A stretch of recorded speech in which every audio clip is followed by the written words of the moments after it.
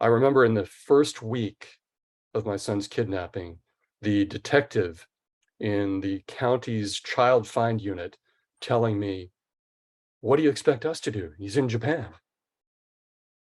That's when I realized I was going to have to become the CEO of my son's kidnapping case.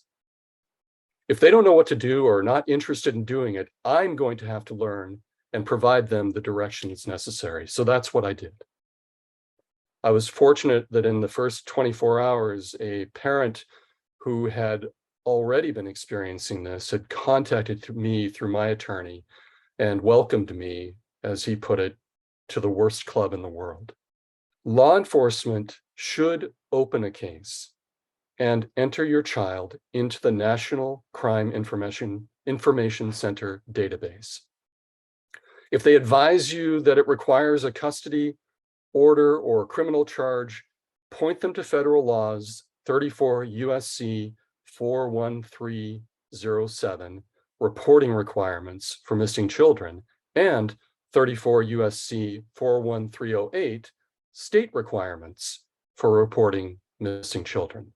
It doesn't require a custody order or criminal charges. 34 USC 41307 states, each federal, state, and local law enforcement agency shall report each case of a missing child under the age of 21 reported to such agency to the National Crime Information Center of the Department of Justice.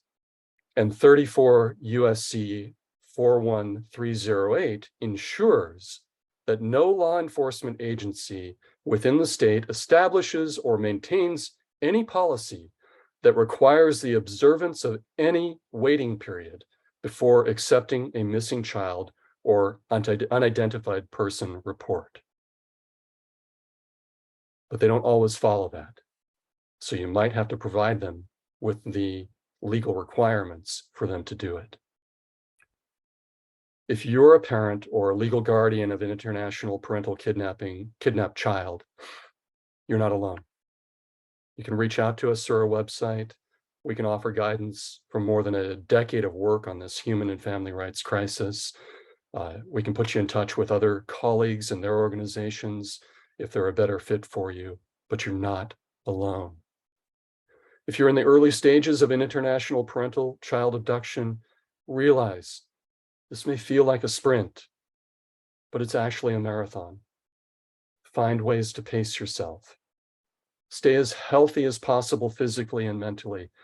Continue to pay your bills and look to create a sense of stability as much as you can in your life while coping with the ups and downs and the long moments of waiting for positive action. You're going to need to organize your new job of managing your abduction case.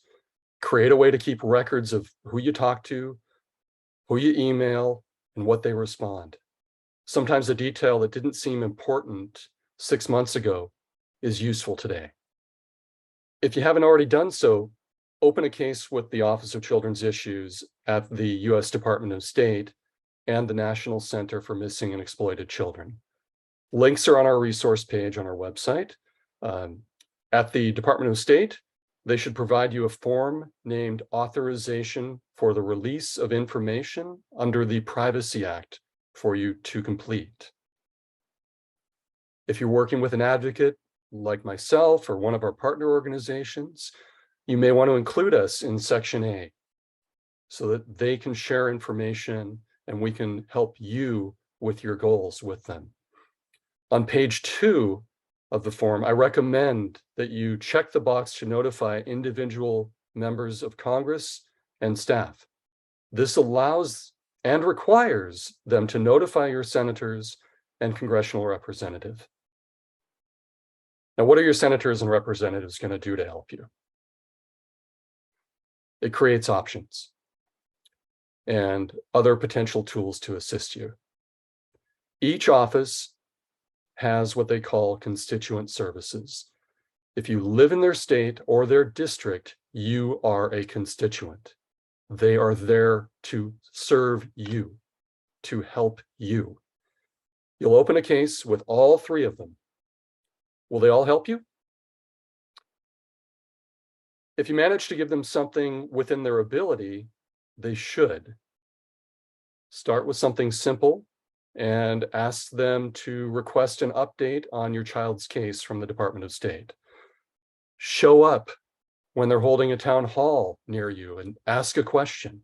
Be respectful, be persistent, build a relationship with them.